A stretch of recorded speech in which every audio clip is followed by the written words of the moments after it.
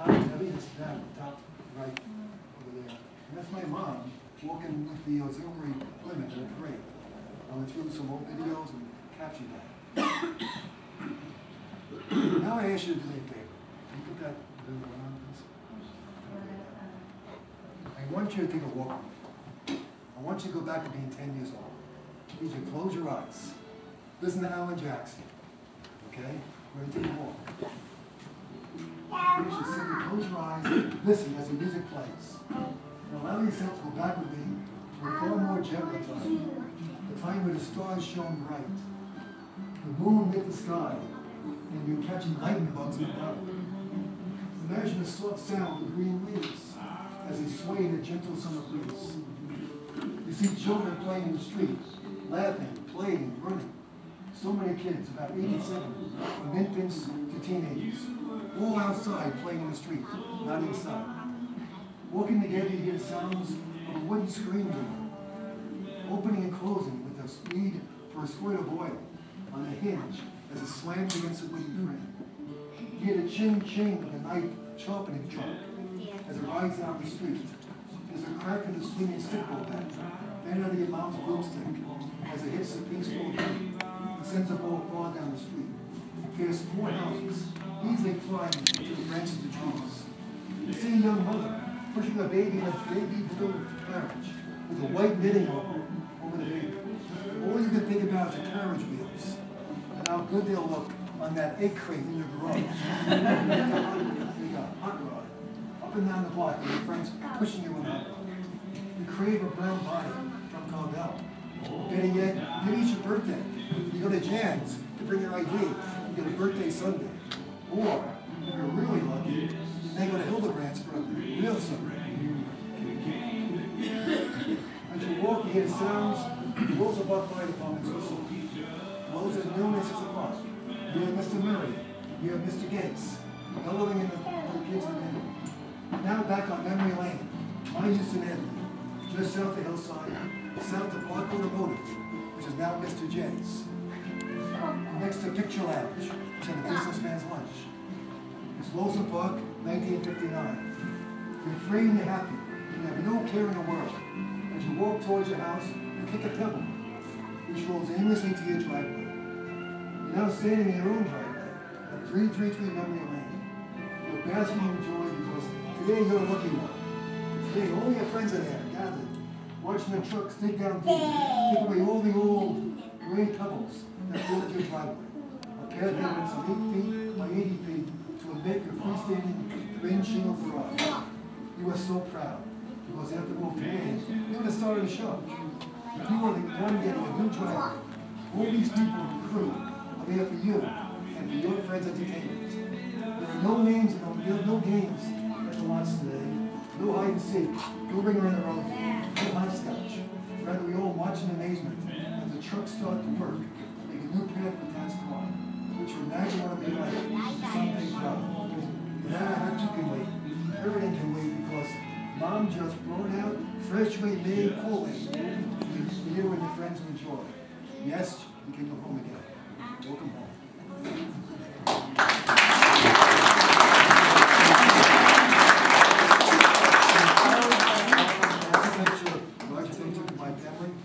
In 1959, I think, which Debbie, Jerry, Dick, and I recreated some. And then, unbeknownst to me, my kids recreated the same looks in the face. And that's my walkers. That's my walkers. And that's our last walk in the block.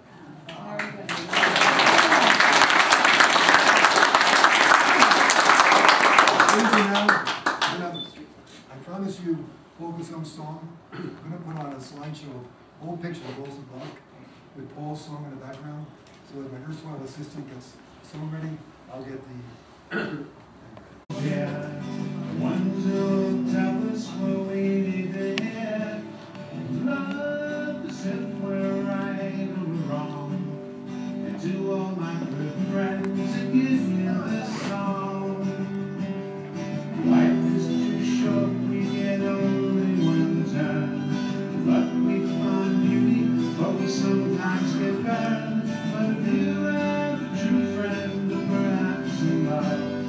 experience the peace of heaven above. Here's to good friends, the ones we hold dear, the ones who will tell us what we need to hear. Love as if we're right or we're wrong. To all my good friends, I give you this song. I've been so lucky and I've been so blessed. Despite my failings, I've found success. For I've known love and I've known good times. And I have known friendship and written some rhymes. Here's to good friends, the ones we hold dear, the ones who will tell us what we need to hear. Love as if we're right or we're wrong. And to all my good friends, I give you this song. It took me long years to write this short song. I tried and I tried, but kept getting it wrong. I thought about my life and what had gone right, and I realized the song was right here in plain sight. Here's to good friends, the ones we hold dear, the ones who will tell us what we need to hear. Love as if we're right or we're wrong. To all my good friends, I'll give you this song.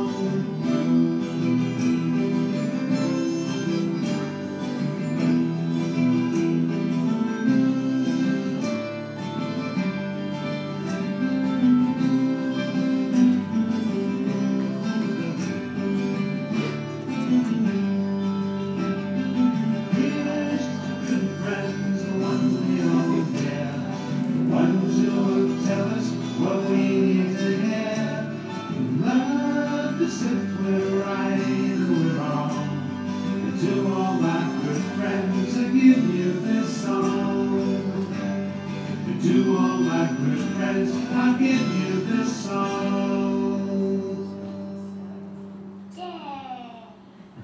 This goes on for 4 hours.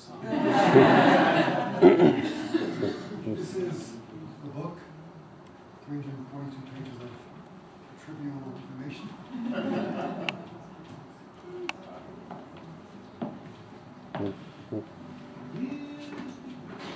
Got this project from Anne Estelle. Remember Estelle, Steve? Yes. Dear person. And this is one part of the book. Whenever I reread it, I'll come to tears. Because it just, I promised her on a deathbed, write a story. And I had named for her called One Valiant Life. And I never got to write the story. So when I got to the book, I think Joanne's mentioned to me that that's the one person I developed the character along the most. I felt good. That's the one I really wanted to develop. In my mind, everyone needed an Estelle in their life. She was single, lived by herself, grandparents had all died years ago, and she was a young, vibrant woman who was our eyes and ears and copyright to do these things. She died very young, breast cancer.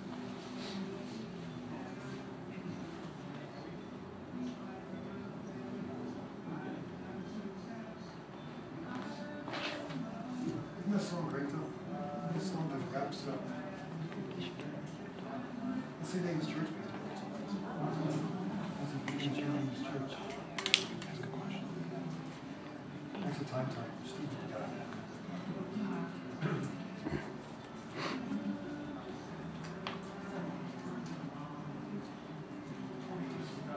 I put a lot of family pictures there. The roll call downstairs. That's in the crew one. Dedication to food.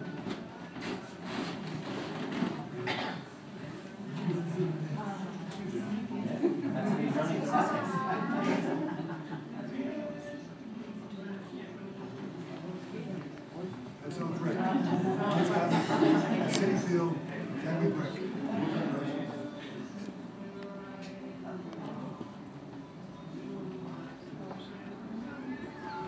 There's a girl in the room named Patty Tony and I went to grammar school together, in high school. And now she's married, she's totally new place. We missed it, Patty. Give you a shout out.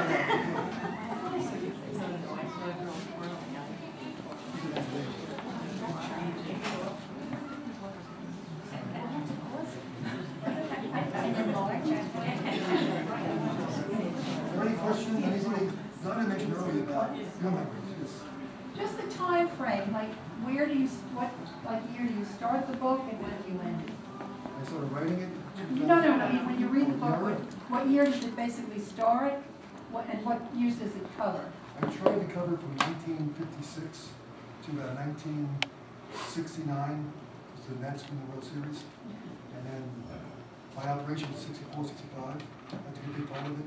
A lot of the memories as a young person was 57, 58, 59, 60. Debbie was like, she was born also her age. She was born the early part of it, but I could treat her as a, she didn't speak up to us. You want to say anything? Came all the way up from, I'm really touched. They come up from Earl. Didn't tell me. Come off the train, come up here and walk in the room tonight. See how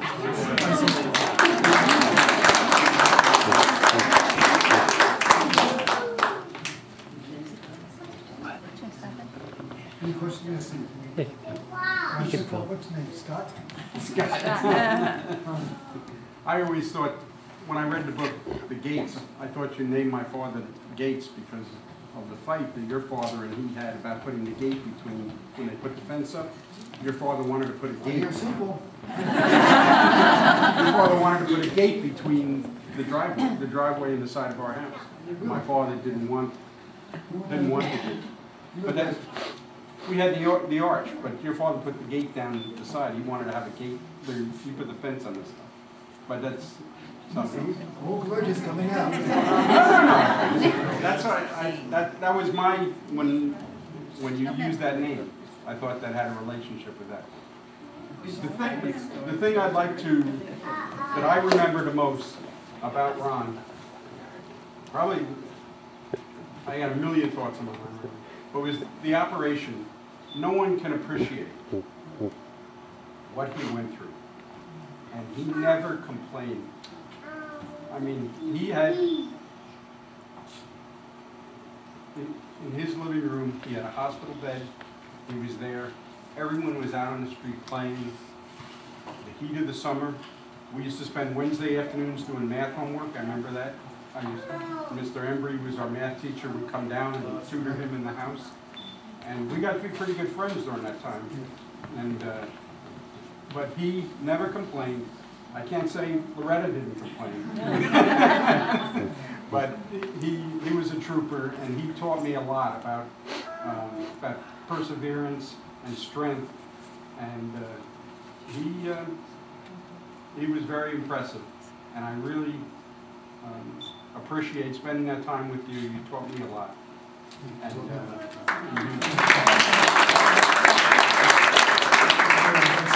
It's interesting that I mentioned in the book that I didn't think it was a serious operation. My parents treated it like it was a minor surgery. I went to school at St. Mary's telling kids, see you next week. Well, a year later, I'm back in school again. And they prayed for me at school every day, and this and that. I didn't know. So I went in there, bet them and happy. And like, my parents knew I was worried about it. And they knew they would have told me, I would have been freaking out. So they probably just figured, tell them it's okay. I was away in St. Charles for 6 months. And it was like 25 roommates. I mean, I wrote about a dear person. And I have a nephew, a playwright. You ever saw the movie Letters to God? You said a movie? My nephew Doug wrote that, playwright wrote it. So he's thinking of possibly taking 2 stories out of this. The Santa Claus story and Hank White was a dear man. Was my roommate, 65-year-old man. And had no visitors, no relatives, nobody that came to visit. Just me and Hank in the room. One day, Hank stopped talking, mouth going crazy. I called the nurses. Hank had a stroke. And he just lost everything. And he wouldn't talk to nobody, just me. He just, I was his ears and his mouth. So I would talk to Hank, and we got along tremendously for 2 weeks we were together. I finally, the 6 months was sent home. I begged the doctors out, I could walk. We were walking like, just so I could get out of there, go home. So I'm home a week, And I called the hospital, I think I talked to Hank. So the phone rings, they said, are you family? I knew he had no family. So I said, yes, I am, I'm his nephew. So he said, I'm sorry, Mr. White passed away today. I mean, his name, Hank White, been in my head for years. He was a hero. He was a soldier, a veteran, did things, and he had no one at the end. So I always thought about how family's so important that this man lost it. So I didn't hear his family. Thanks, Steve. I didn't think I was sick. And I think I know I'm sick. Chris goes, that's that. Any other questions, any memories? What's your names? We're from Bethpage. Bethpage. We're your future memories. That's a different story. You lived here before? No, we live in No, Bethpage. we saw the article in the Bethpage. That's very, thank you for coming. Go to the interest. This is a great town. Don't move from Bethpage. Wonderful town. It's a great town. It's like a It little sounds like a Pleasantville. wonderful town. Our friends at Brawley's live in Bethpage. You know the Brawleys? Had her on Sunday, Kathleen Johnson. Can I ask you, I know. Yes, we didn't live on Houston, we lived on Lewis. Oh, Lewis place. And I Leo. think it's- I call it Leo. Oh, did you know? We knew your mother very well, we saw your dad walking, you know, a lot. And your mother always spoke about going to Ireland, and she wanted to find out her Roots. roots. She did go. I know she went. And when she talked to the priest there to see what her family was like, he said, what's your name? So she said, Smith. Was that her name? Her name is Smith. He said, forget it. You know, she also went to France. Oh, I didn't know that. You know the story. She went to Lourdes. My mom's the only one who went to Lourdes. Came out hurt. She wanted to go in the pool. So she slipped going in the pool. And she got hurt. And she was like 6 months, you know, looking at all this. She got it from Lourdes. So we sent it back again. We have a phone, we live on. Oh, the Thorns. Richard and Bob. Oh, Ron, nice to see you again. Much pleasure. After all these years. I forget what they called you. He didn't have too much buzz in it. The only thing you have to have running for office, which you never You did. didn't run for office? It's No. about time you No, did. he was the co-owner of the bar with Jimmy O'Neill. It wasn't Jim McIntyre's father. You may have thought it was Jim McIntyre's father because he was in there all the time. That's true. He probably was there. A gentleman from Pennsylvania sent me an email last night. I have no idea who this man is. He's from Seaford. He read about the book on some Facebook page in Seaford. He bought the book, loved the book, and he's telling his friends. He sent me an email last night. He said, I gotta tell you, there's one thing wrong in the book. And where's Jim, my son Jim? At the end of the book, you mentioned about the NBA didn't allow to dunk. That was the NCAA didn't allow dunking, not the NBA.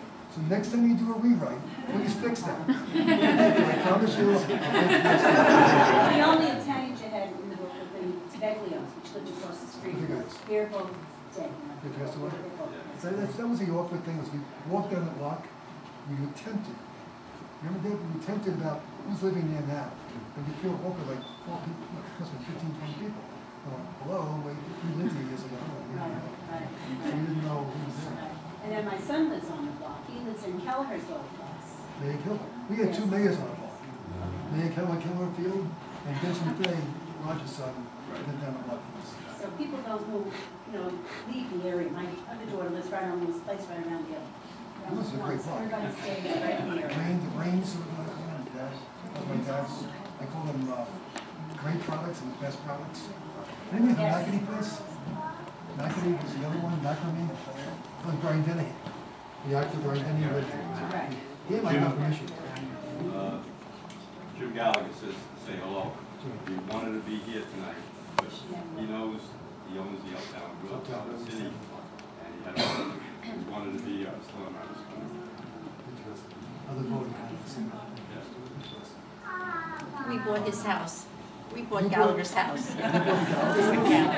You want a Christmas tree back? Rose Gallagher gave my mom a Christmas tree, which I don't know if you've read the book or not, but this thing is massive. I mean, it takes rose, you could put it in the Rockefeller Center. We had that for years, but finally Chris bugged me to get rid of it. I don't get rid of things often, as you can test. And I live on 316, the house that faces into Lewis Place. The Gallaghers were next door to me, You were and the the Myers, yeah. Kellehers. Yeah, The the Myers, Myers. yeah. That's They the had no dog, children, Gracie. yeah.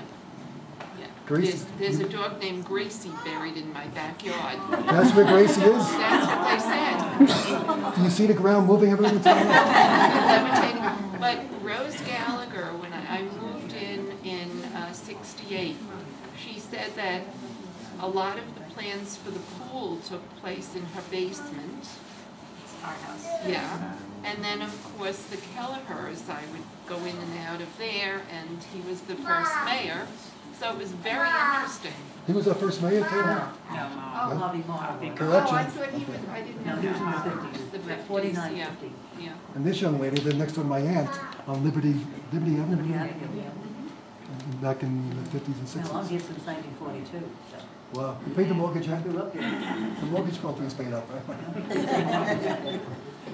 Mr. now. Fay, could you give us your words? And you're the wisdom of this town. And I also found a mistake in your book. You're a politician. You don't say those things. He mentions my old car, and it's a 41 Chevy, and he put a 1929 Model T. I think it said Model T. A 1929 Ford didn't make a Model T. But didn't you always want one? I didn't get it. Didn't you always want one? I'm trying to give you one. So. You always want one. Did you always want one? You want to Did you always want one? Oh, Model T? I had a Model T. I started, I had a 1929 Model T. I paid $15 for it, and I got an old Topolini, and it was a convertible. It was the first convertible Ford made, 1929 Model T Ford. And I sold it to a fellow maybe 2 years later for $35. He lived in Jersey and asked me, could he use the plates? I sold it at the beginning of the year. Back in those days, plates were all changed at the end of February. I said, yeah, it's only a month to go. Take it, go ahead.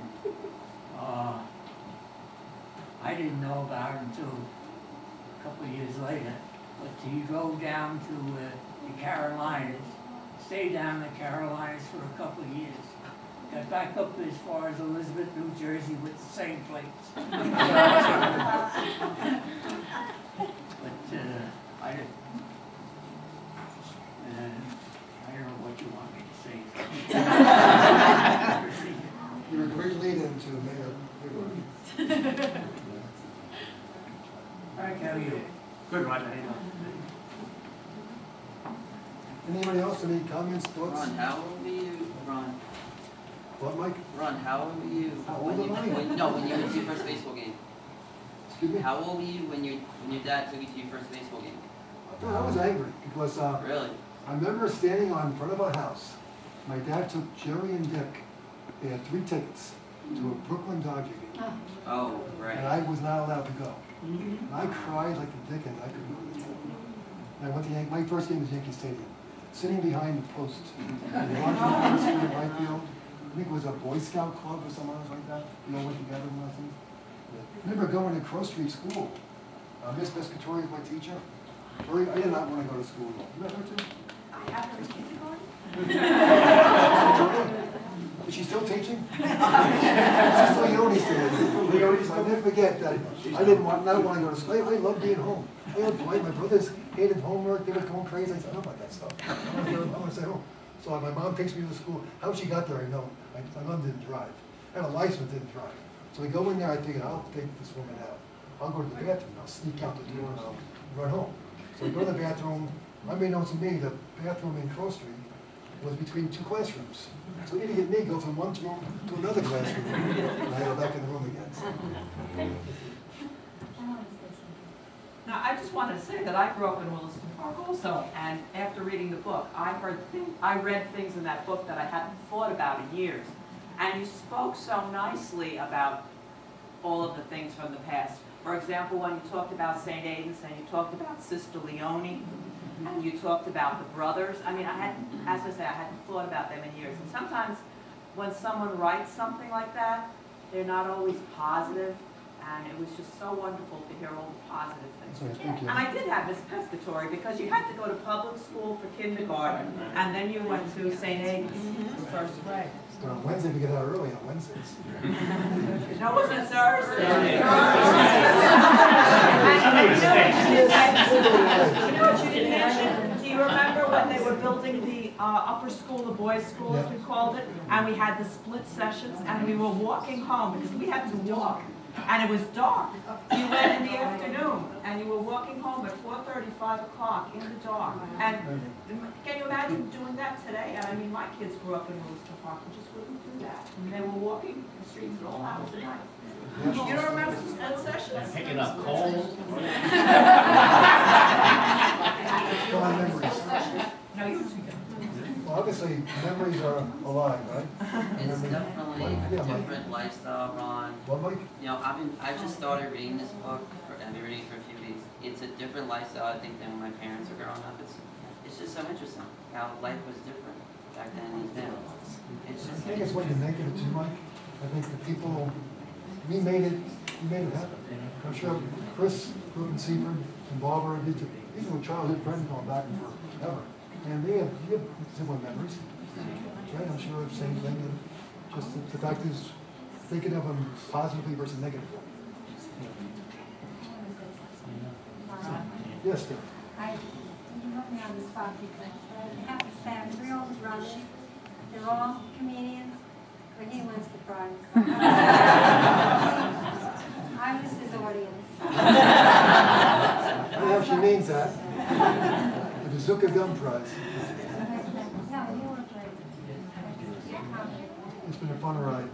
It's been fun writing the book. So if anyone's interested in the book, it's here. I'll sign one of the copies, and I have copies in a bunch of our family now. We have 146 copies now. So